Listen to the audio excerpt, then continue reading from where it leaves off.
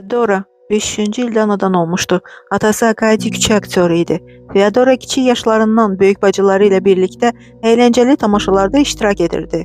Çox incə, gözəl bədən quruluşuna malik olan Feodora sonralar əxlaqsız qadın kimi tanınmağa başladı. Zəngin bir insanla Konstantinopoli tərk edən Feodora bir müddətdən sonra yenidən paytaxta qayıtdı və artıq əxlaqsız həyat sürmür, əlinin zəhməti ilə yaşayır və dinlə maraqlanırdı.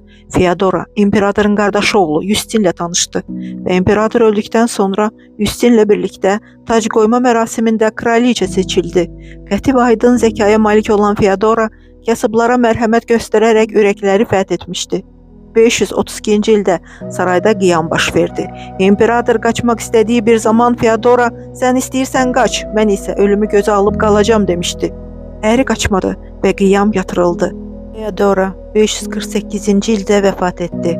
Müqəddəslər siyahısına daxil edildi.